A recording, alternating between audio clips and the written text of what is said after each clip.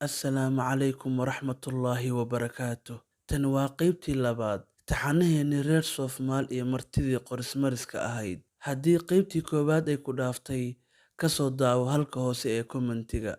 Inta aan mowduuceena bilaabin, fadlan muuqaalkan like saar si ay dhiirigelin inoogu noqoto. Kuna soo biir kanaalkeena xog baahiye adiga oo subscribe taabanaya. Reer Soomaal waxa ay abidkood deganaayeen dhul lagu magacaabo Dalsan. Dhulkooda ma ahayn mid socod lagu goyn karo bilicdiisa iyo dhererkiisa toona. Hase yeeshee, dadka ku nool ma badnayn. Weynida dhulkooda waxaa u dheer quruxda muuqaalka guud ee deegaanka Dalsan. Ciidda dhulkooda oo wanaagsan iyo cimilada hawada oo aan wax loo dhigo aan jirin. Waxaa dhinacyada isku hareeyay kaymo jiq isku ah, dhir nooc walba leh oo teel ah, iyo dhul waasac ah. Marka aad marayso bannaanka, waxa ay indhahaagu meel fog ka qabanayaan hirka buuraha cagaaran, dooxooyin aan laga guurin gu' iyo jiilaalba. Haddaad dhulkooda arki lahayd, waxaad isdhihi lahayd meel la mida adduunka ma jirto. Deegaanka noocaas ah waxa ay gaar u ahaayeen deegaanka Dalsan. Dadka reer Soomaal waa xoolo dhaqato ku nool cadka iyo caanaha xoolaha. Waxaa intaa u weheliya qaraabka dhulkooda iyo malabka shinnida oo deegaankooda ka buuxa.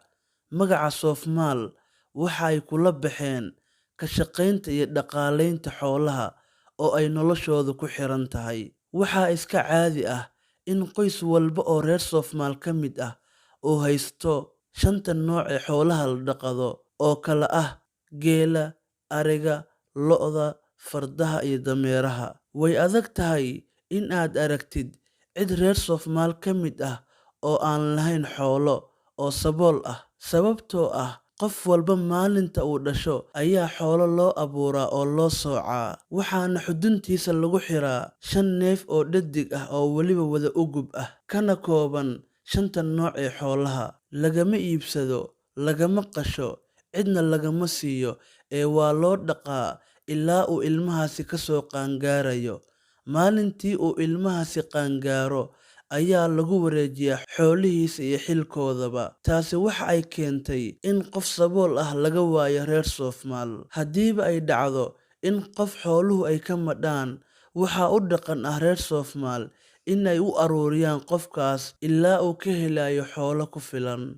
Laakiin haddii aan dhahno deegaanka Dalsan wax biyo ah lagama yaqaano, been ayay nagu noqonaysaa.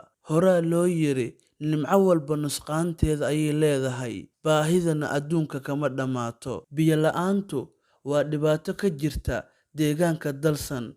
Nolosha dadka iyo xooluhu waxa ay ku xiran yihiin biyo. Roobku waxa uu u da'aa sanadkiiba 2 xilli oo keliya. Wax qalab ah oo lagu kaydiyo biyahaasna lama hayo. Ceelo waa ay ka jiraan deegaanka Dalsan, laakiin way yar yihiin. Waxaase ku batay cagta oo biyihii waa laga xaalufiyey. Sidaas darteed, maalmo ayaa loo sii socdaa, lagana soo socdaa marka xoolaha la soo waraabinayo, iyo xitaa markii biyo laga soo dhaansanayo. Sidaa oo ay tahay, noloshu kama qasna.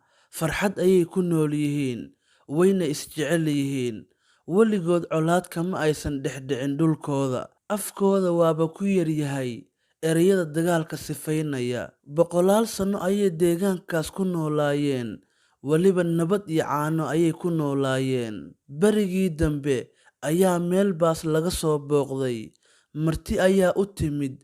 Wallaahi haddii ay ogaan lahaayeen martidaas waxa dhib iyo murugo ka dambaysa inay martiyaan iska daaye, ina dhaafa ayay dhihi lahaayeen. Laakiin waa bili'aadan oo cilmul qaybka waxba kama oga. Booqashooyinka waa lagu farxaa, laakiin tan waa la eeday. Maalin maalmaha ka mid ah, iyada oo raggu koox u fadhiyaan, iyada oo dhallinyaradu tamashlaynayso, iyadoo la isku diyaarinayo golayaasha cawayska, ayaa marti aan hore loo sii ogayn ka soo muuqatay meel fog. Markaasaa martida la isku tilmaamay. Alla marti baa inoo soo socota. Oo meeday? Waa taa. Meeday dee? Waa taas ma aragtaan miyaa? Waa loo kacay martidii. Halkoodii ayaa lagaga hortagay. Reer Soomaal waa dad aad iyo aad u sharfa martida. Waxaa caado u ah in dadka martida ah lagu sooriyeeyo cuntada ugu wanaagsan, dabadeedna la siiyo sahay fiican oo uu ku gaarayo meeshii uu u socday. Martidan cusubi ciday yihiin lama yaqaan, meeshay ka yimaadeenna lama yaqaan, ujeeddada ay damacsan yihiinna lagama warhayo. Arrimahaas laba cali isma weydiin, oo waa la soo dhoweeyey keliya, waxaana la geeyey meelo ay degaan. Alla hoogoodii iyo balanbalkoodii ayay hoosta soo gashteen. La soco qaybta 3. Fadlan muuqaalkan like saar, subscribe-na taabo si maalin walba taxanahan uu kugu soo dhaco.